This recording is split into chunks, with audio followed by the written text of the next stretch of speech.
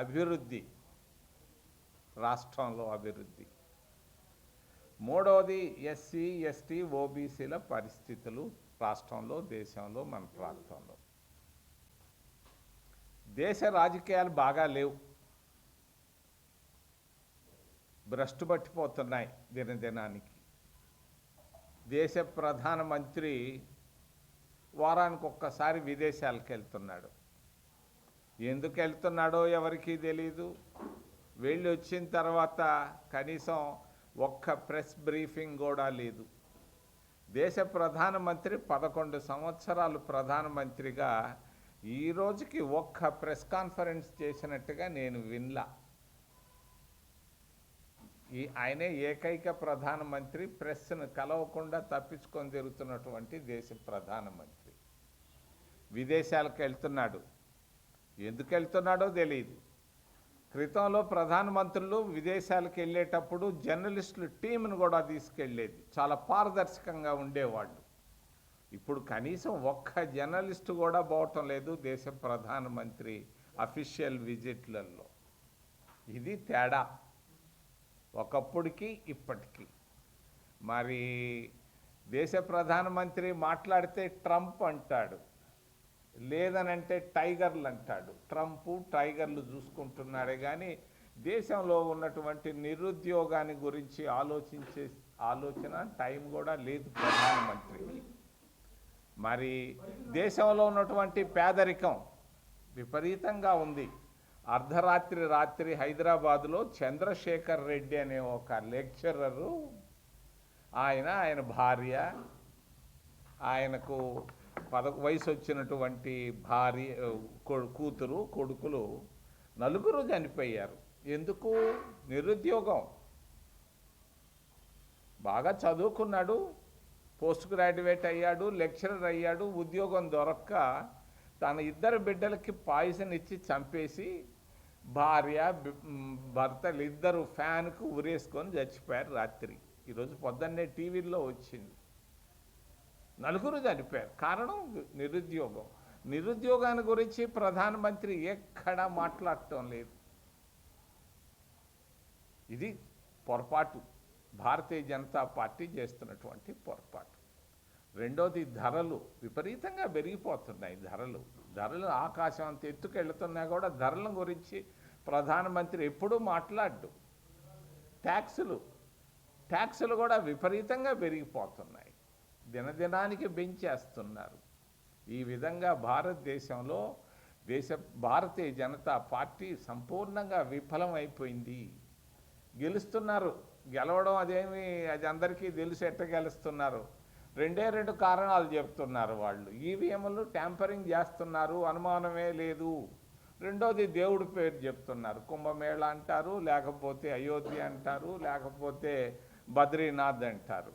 ఈ విధంగా మోసం చేస్తూ పోతా ఉంది భారతీయ జనతా పార్టీ దేశ ప్రధానమంత్రి. నాకు 10 జతల చొక్కాలు, ప్యాంట్లు ఉన్నాయి.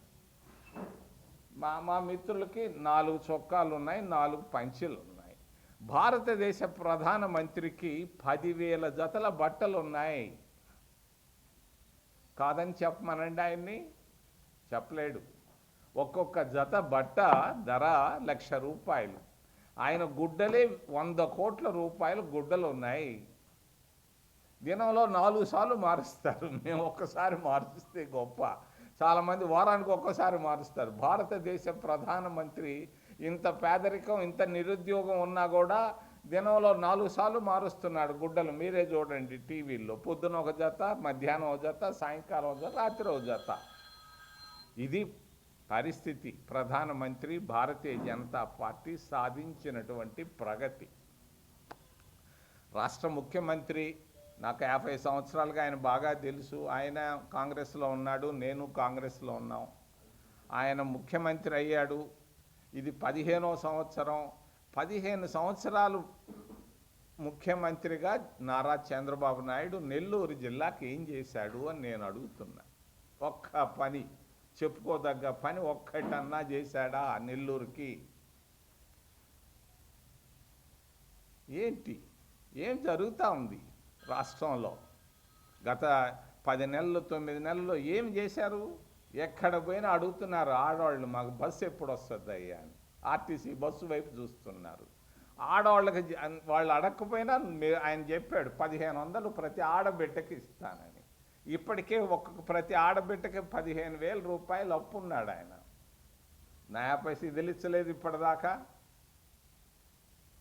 ప్రతి ఇంట్లో 3-2 ఉన్నారు ఆడవాళ్ళు, వాళ్ళకి ఏమి ఇచ్చారు? నయా పైసా ఇవ్వలేదు. వాళ్ళు ఎదురు చూస్తున్నారు ఇస్తాడేమోనని. రైతు బంధు అన్నాడు, ఏది? ఆ బంధు లేదు, బంధం లేదు. మరి ఈ పరిస్థితుల్లో రాష్ట్ర ప్రభుత్వం నడుస్తూ ఉంది. ఆయన వారానికి ఒక్కసారి ఢిల్లీకి పోతున్నాడు. ఆయన ఏం సాధించాడు? ఆ హట్కోలో 11,000 రూపాయలు కోట్లు అప్పు తప్పించి ఏమీ లేదు.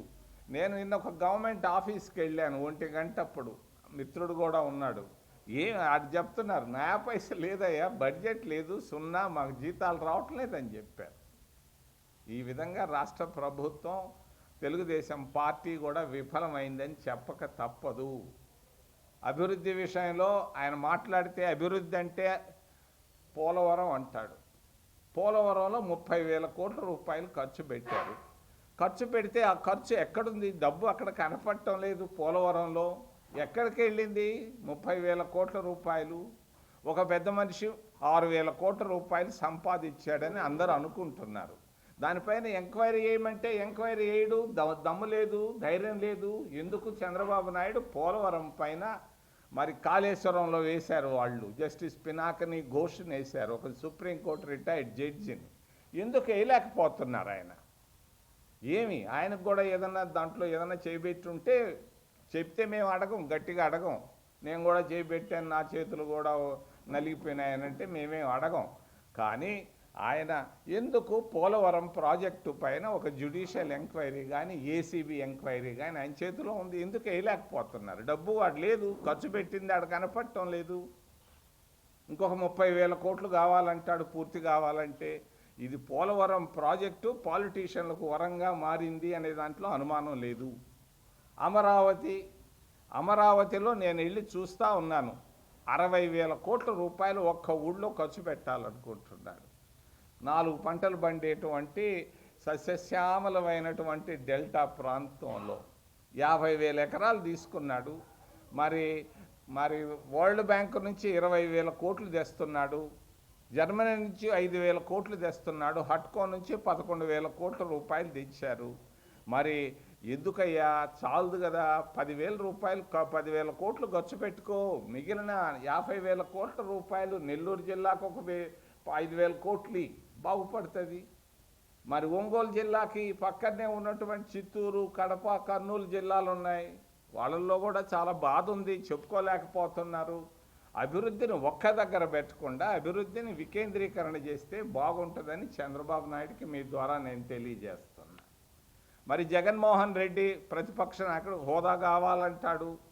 మరి 5 సంవత్సరాలు ముఖ్యమంత్రిగా ఆయన ఏమి సాధించాడు? నేను అడుగుతున్నా. వాళ్ళ నాయన ఇచ్చినటువంటి 6-7 వేల కోట్ల రూపాయలు మా నాయన ద్వారా సంపాదించుకున్నాడు, అవినీతిలో కూరుకుపోయాడు.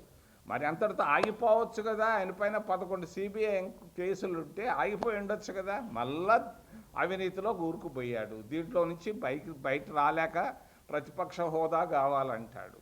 ఈ పరిస్థితుల్లో ప్రతిపక్షంలో ఉన్నటువంటి వైసీపీ కానీ, మరి పాలకపక్షంలో ఉన్నటువంటి తెలుగుదేశం పార్టీ కానీ, మరి అక్కడ ఉన్నటువంటి భారతీయ జనతా పార్టీలు, కూటమి, ఇవన్నీ మొత్తం విఫలమైనాయని తెలియజేస్తూ జిల్లాలో ఎస్సీల పరిస్థితి అధ్వానంగా ఉంది. వాళ్ళకు రావాల్సినటువంటి స్కాలర్షిప్లు విద్యార్థులకు రావటం లేదు. సింహపురి యూనివర్సిటీలో కానీ, విఆర్ కాలేజీలో కానీ, జవహర్ భారతిలో కానీ ఎక్కడ రావటం లేదు.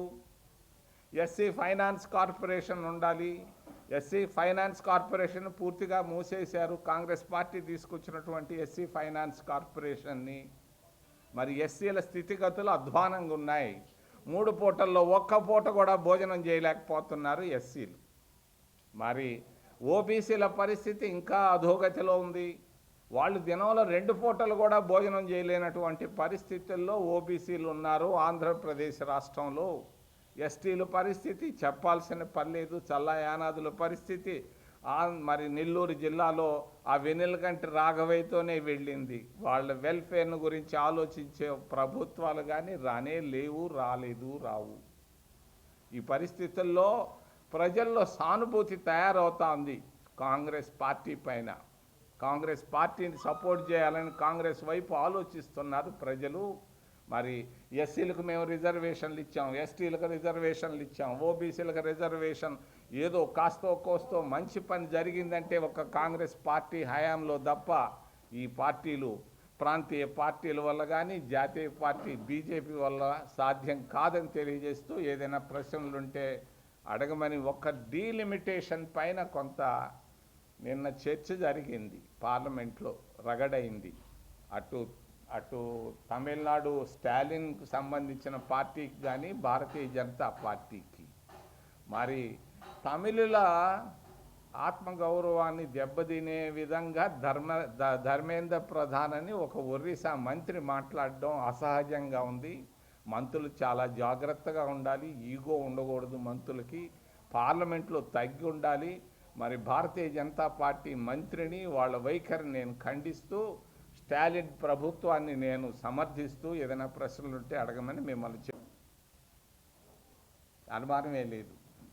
3000 సార్లు ఆయనకి పోకుండానే ఇచ్చేస్తున్నారు. అదే కేజ్రీవాల్కి ఇవ్వలేదు, అని తీసుకుపోయి లోపల పెట్టారు. లల్లు ప్రసాద్ యాదవ్కి లేదు, మరి ఆయమ్మ జయలలితకు కూడా లేదు. ఈయనకు ఫుల్ సపోర్టు మోడీ నుంచి ఉంది. అది కాదు, చాలా జాగ్రత్తగా మోడీ మెయింటైన్ చేస్తున్నాడు. ఒక చంద్రబాబును ఒక పక్క, జగన్మోహన్ రెడ్డిని ఇద్దరిని సైకిల్ దొక్కినట్టు దొక్కుతా ఉన్నాడు, 2 ఫెడరల్స్ పైన.